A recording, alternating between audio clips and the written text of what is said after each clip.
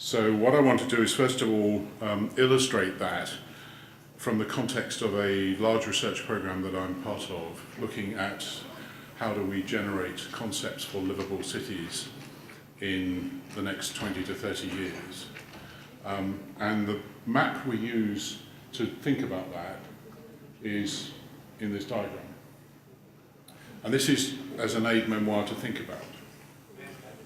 So in the 5 circles that are around the middle of the word ideal city, there are cities which we would regard as archetypes, having particular properties, which are described with single words in the city, but then what do we mean by it in the boxes out towards the edges. Starting at the top, which is the one that's probably my favourite, which is a courteous city, which is a city that's designed so that people are courteous to each other.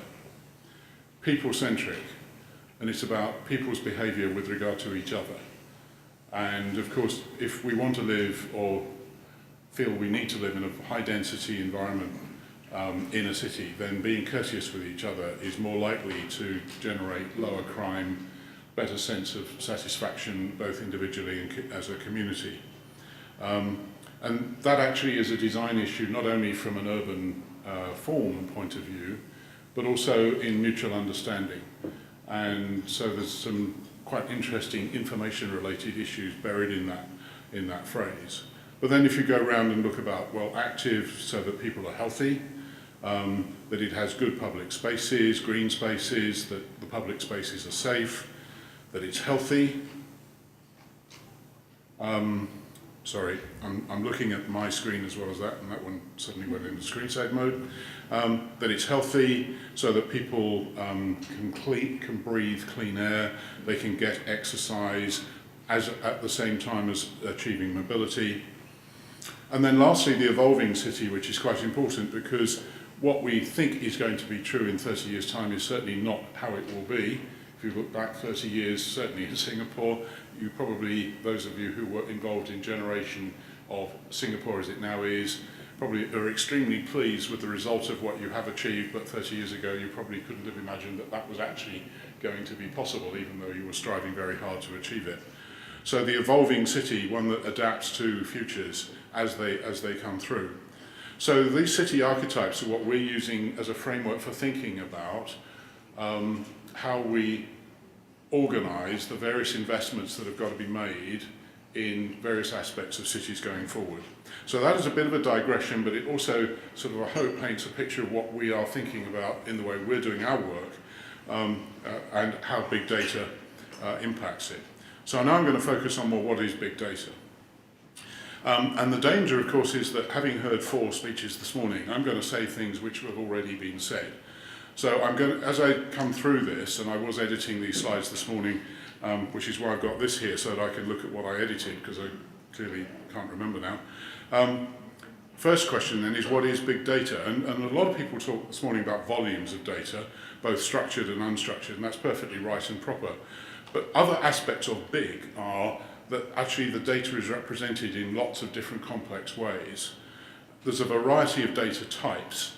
Multimedia, for instance, as one type of characterization of a data type, but there are lots of varieties of it. There is metadata about the data, which no one has actually talked about at all yet, which I think is extremely important, and I'll come back to that in a moment because I think it's important. And there's another word which no one has mentioned this morning, which is provenance. Who says the data is what it purports to be, to purport what it represents? Particularly important if people are going to make really far-reaching decisions about individuals or communities on the basis of data sets or inferences that are drawn from data sets, or inferences that are drawn from the metadata about data sets. So provenance turns out to be a really critical factor for making very large-scale investments. People have talked about the data as if it is, first of all, linguistic, and secondly, that it's in English. One of the things I discovered in a piece of work that I did on biofuels many years ago was that most of the literature about the science of biofuels was in Portuguese, because it had been done by the Brazilians. And it was almost undiscoverable to everybody else who was doing biofuels research. And a very senior Brazilian scientist told us off about not searching in Portuguese, which everyone laughed and then realised actually he was serious. And actually that is very important going forwards, because if you think where are the bodies of knowledge about things being created and what language is the literature being published in, we are arrogantly thinking, us English speakers, that it will be in English. When I remind people that 8% of the world in 2035 will live in Western Europe and about 10% will live in the United States, and the other 80% will not live in an English-speaking native country, then they start to worry about what language stuff is written in. And then lastly, things get annotated. Data sets and metadata sets get annotated in all sorts of quite quirky ways, and a lot of historic documents that if you talk to people who look at historic material, you find it's written in the columns in handwriting, and actually the really interesting stuff isn't in the document, it's in the annotations to the document. Now, of course, nowadays we're using all sorts of markup languages to mark up things digitally, but nevertheless that is part of the data or the metadata that describes what it is we're interested in. And so annotation of big data starts to be a very important factor, because the annotation could be as big as the data itself, especially if it's gone through a number of people. And the provenance of the annotation is interesting too. Who wrote this thing in the sideline of a document? Because they wouldn't have signed it and they weren't the author. Where is it captured that someone annotated this document with actually the interesting thing about it?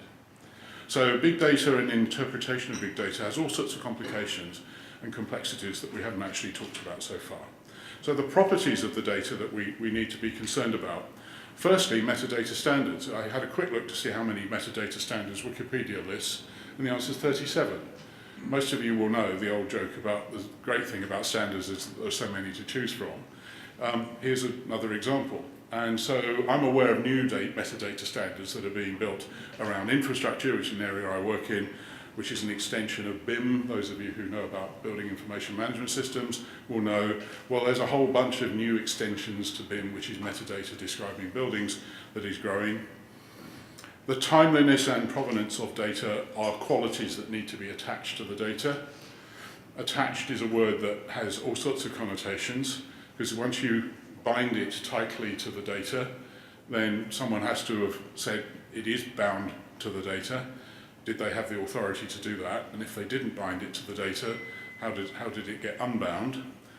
And the timeliness is a similar thing. There are lots of cases where criminal cases have fallen over because the time stamping wasn't accurate. I mean, that may sound very pedestrian, but causality in things that happen in events, in particularly accidents or decisions that got taken in the wrong order, have legal implications. And when you're talking seconds or microseconds between those decisions, it's very important that no one plays around with the clocks,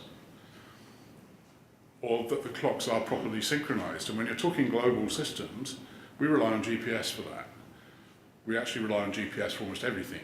Everything that's in this room works because of GPS. Most of what I've got in front of me, most of your phones, or perhaps all of your phones, would stop.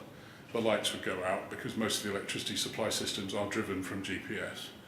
So there's an issue to do with timeliness and where do you get timeliness from. We said this morning, a lot of people said this morning about the heterogeneity of the data sets that we're going to derive inferences from. So how do we do conflict resolution between data sets where it looks as if data sets are saying, as it were, different things from different sets of data about a common purpose? We talk about data as if it's accessible. Well, actually, the volumes are such that we're going to have to archive some of it. What do we archive? What's the archival strategy? How do we take it offline? What do we take offline? What's the recovery timescale if we do take it offline? Are we happy for it to take 5 minutes, 3 minutes, 3 months? Where's the strategy for archive and access in combination? And as I've already indicated, data is going to be represented in lots of different ways. We have lots of different purposes for which we may use data. And obviously one of the things is well-being of a city and a nation. That's one of the things a smart nation is attempting to achieve, is the well-being of its city and the citizens who live in it. But there are other purposes which data sets and the agglomeration of data sets can be put. not least of which is economic efficiency. It tends to be what we've used data for up to now, is to drive businesses to become more efficient in delivering of profitability or growth or sustainability. But data increasingly is going to be used in order to achieve resilience. In other words, we're walking into a situation where shocks are more likely to impact our well-being in cities and elsewhere, and understanding what the properties are of the data we need to achieve resilience is really important. One of the stories I talk about is the earthquake in Haiti, where as soon as the rescue forces went in to try and do something about Port-au-Prince, they discovered there were no street maps. They'd never drawn a street map. They didn't need a street map, they knew where everything was. But they couldn't tell anyone who didn't live there where anything was. And of course the rescue forces came in and they hadn't lived there, so they couldn't tell them, well, you go down there and you turn left and then you turn right after about 5 minutes walking, and then it's roughly on the left. Not good enough. And actually a crowdsourced street map was drawn up with arbitrary street names in about 2 days flat by the rescue forces, because they had the infrastructure to crowdsource the generation of a street map. And that delivered resilience. So that was data crowdsourced from inside the recovery services in order to help the recovery services then work more effectively and provide some resilience. Data is also going to be used to help us understand the quality of the environment and ecosystem services that we derive from the natural environment. A really relatively underdeveloped area, but with major UN support now. In fact, there's major UN support on resilience as well. Another purpose we're beginning to see is obviously resource usage reduction. People talk about energy reduction, but actually we ought to talk about the reduction in the usage of almost every natural resource that we use, because it's clear that we are stressing the planet heavily in the way in which we currently live, because we're not using data about what we use in a very efficient way to reduce what we use. We also will use it to justify investment. Business cases are now increasingly wanting to have inferences drawn from large data sets in order to be sure that the risks of the investment are appropriate. Now, if you think I'm only talking about financial investment, I'm not. I'm actually talking about political investment. Politicians need to be much more comfortable that they have been given as much advice and evidence as is necessary for them to make sensible political decisions. Steve and I were talking earlier about whether politicians choose to take account of the advice that they are given, and of course sometimes they do and sometimes they don't. But it would be helpful if they admitted when they weren't. I'll leave that hanging for discussion. Cost reduction is a fairly obvious thing that data will help deliver, and in the UK we've already started to see how much better data management systems of large quantities of data in very large civil engineering projects can reduce the cost considerably because it reduces the risks. And what it also does, and I'll dwell on this for a moment, in cities in particular, is it improves the flow of everything. The Minister said this morning, using some analogies of the human being as a system, that cities are not unlike our own bodies as systems that move stuff around. And we have lots of flow systems which are kept in balance by all sorts of chemical messaging systems, which you could argue is an information system in some sense, that keeps everything in track. So what we're beginning to see is flows in cities being a very important area of study, and there is already a huge academic literature on city metabolisms, on the flows of various things. But the role of data and the information management processes is less well articulated. It is part of a city metabolism, the flow of information, the sharing of information between the various bodies that make up the city as an organism. So is the data available at the right time? What's the architecture for the way information is moved around? When and how and by whom are decisions made? What is the interaction with the physical, with the financial and human flows? Because there is an interaction between them and not necessarily a predictable and causal one. And then there's assessment of service quality. How do you judge whether or not in using the data you are actually improving the service? So there's quite a number of issues in that area of flows in cities, and without simulation, and importantly gaming, another area we've not talked about, and I don't mean gaming in the sense of computer games necessarily, although you could create what I mischievously call professional Sim City on occasions, experiments are carried out in the real world. That can be quite expensive, politically damaging, quite risky, and sometimes irreversible. Whereas if you can build the virtual city, and I'll come back to this in a moment, maybe you can try out all these ideas without actually ever building things, or at least building only parts of it. So again, to push on the utility of what data might bring are tools to construct and deliver services from multiple data sets. And we're beginning to see those tools come together. Indeed, in here in Singapore, you've developed quite a few, and most developed countries are already developing these tools. But what is the reliability of the inference and analysis tools? How do you judge whether or not what you're actually inferring is reliable enough to make the decisions? How do you test that out? Again, an advocacy for having simulation. This morning we heard about trust. I actually ran a foresight program for our government 10 years ago on trust online in the digital world. Those of you who've got a bit of money left over can buy the book, it's still available. And one of the things and important things we distinguished was the difference between trustworthiness and trusting behaviour.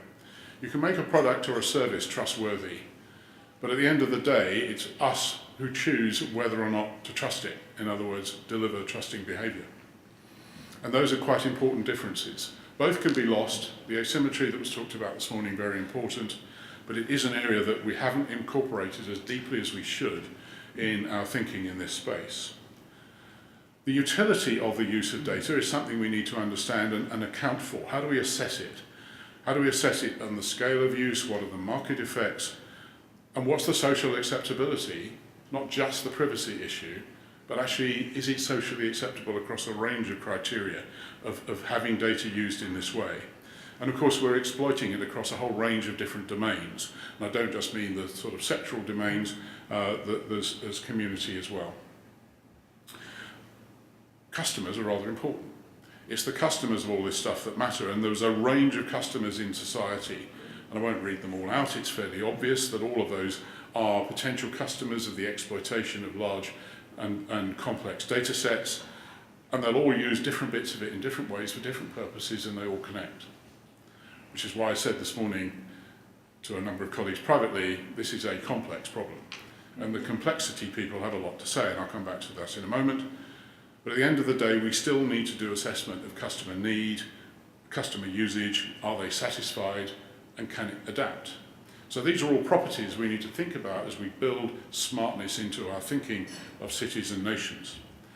I said I'd say a thing about complexity science very briefly, and these are two slides I used in a talk here in Singapore in December at a conference on complexity, design and management.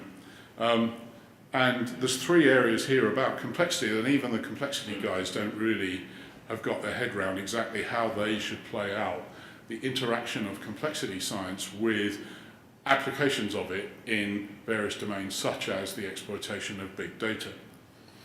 And so there is quite a lot of work to be done. I'm seeing one of your complexity groups later this week to talk through this sort of subject with them to see how we can work with them, but no doubt you'll be doing the same thing. So that's quite an important area. And the challenge to the status quo of incorporating this is that actually complex packages of policies, which looks as if what we are needed, are avoided normally because the impact of complex packages is much more difficult to assess, and indeed it can't be owned simply because it's actually people who need to collaborate to deliver packages of policies, and that isn't the normative behaviour. Not only that, the multifactorial evaluation of benefits is difficult because lots of stakeholders have to be involved and all have to sort of agree. The financial models are different for different investment sectors, so it's actually quite difficult to assess the value of integration. And the overhead of collaboration quite often is seen as an overhead that isn't adding value, so why would we do that? So there is a considerable challenge to the status quo in attempting to manage to package up policies to deliver the exploitation of big data. And these sorts of things have to be broken down and have to be evaluated and assessed as to how to go about doing it. Which means the synthesis of these concepts, architecting how they will be synthesized is an issue. How do you evaluate them at scale? Do you do them in a simulated way or in real scale? understanding the benefits and risks and managing them. Managing benefits realisation is as important as managing risk reduction. We talked quite a lot this morning about where are the skills and educated people going to come from.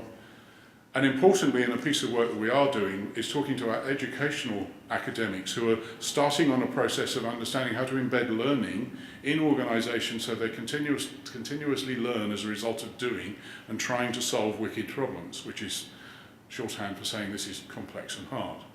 If you don't embed the learning journey as part of what you do, you continue to make the mistakes again and again and again. And what's more, you can't articulate it to others so they learn from you. So there's actually a piece of academic work that can be incorporated into organisations, both public and private, to understand how to learn as a result of trying to attempt to do difficult things. But at the same time, it's all got to change. So understanding adaptability as an asset, a critical factor. So this holistic integrated vision, the aspirations of what we're trying to achieve, the Prime Minister's articulation of the smart nation, and we all have our own aspirations. We have senses and sensors, we have the urban physical form, we have people who want to move around, we have energy as a critical resource factor because energy turns to be the thing that drives everything, and policy frameworks. So we need this transformational engineering or ingenuity in the middle that captures all these things, but in the context of some immovable things around the edges. Less important perhaps here in Singapore weather, because you have a pretty stable weather situation. It's very predictable. It doesn't seem to be being affected by the changes that in other parts of the planet, and certainly ours, it does seem that more extreme weather conditions is occurring more often. We have, as you do, irreducible assets. This is much more important to you than it is to us, probably in the UK. We have this other asset called data, and we also have demographics, which is a really critical changing factor, not only for us, but for the planet as a whole, just the scale of the human population, but also its distribution with age and where it is geographically. So again, that's the integrated vision which we're looking at, and the smart nation and smart city sit within that context. So just to wrap up with 2 slides, the issues that we see are, we touched on this morning, the dilemma of providing this security and privacy for national well-being and citizens within that national well-being. But given we all live in liberal democracies of different shapes and sizes, how do we support surveillance to detect and deal with abuse? Because otherwise our democracy is at threat, is at risk. Who is responsible for developing categorization of data and metadata standards? As I've indicated, it's a huge uncharted territory which no one seems to be focusing and owning as an issue. But if someone doesn't stand up and say it's mine, and I have conversations with the British Standards Institute and with ISO, and a man who's probably known to people in this room, Terry Hill of Arup. Terry is the chairman of ISO right now. Terry gets this, so there's actually an opportunity through him to do something about it. How do we promote strategies for sharing? Because it won't just happen. We have to convene a table at which sharing of information is seen to be a good idea. Who is the convener of that table? Are we ready to do this? Have we got the operational and governance maturity to address this issue? Are there enough educated people in the right places to do this? And it's not just in the public sector, it could be in the private sector, it could be in academia. We need the stability to put in capital investment, not only financial but political, and saying this in the nation that owns master planning better than any other nation on the planet, there's an information master plan which interacts with all the other master plans, which we need to understand how to articulate. And it's not just, if I may, your master plan, because your information interacts with ours. We're a trading nation, we trade with you. So we need to understand that. So there's a global information master plan that we need to think about. Doesn't mean say we implement it as a master plan, but it's sort of the picture on the lid of the jigsaw puzzle, if I can use that metaphor. So, to provoke some discussion, how can we share good practice? How can we do that effectively? Can we simulate at scale the virtual city? And I know that's an initiative that you have here, we have too. How do we change the learning and education system? How do we assess the effectiveness of the use of big data? Are the accountants who tend to assess the effectiveness of the use of money ready to do the job on assessing the effectiveness of the use of information? Has the accounting profession got its head around this? Not in our country, they haven't. Is it attracting political attention? Well, clearly here it is, and it's beginning to in the UK, but is it with all the trading nations that we all trade with? As I've indicated, my view is that competition and collaboration need to coexist better than they currently do. So how do we do this? And supposing we didn't do anything, what would that look like? What would we sleepwalk into if we didn't manage to pull off the exploitation of big data in a better way than we currently are? Something like this, probably. Thank you. Frank, leave it there the last occasion. Okay, I'm trying.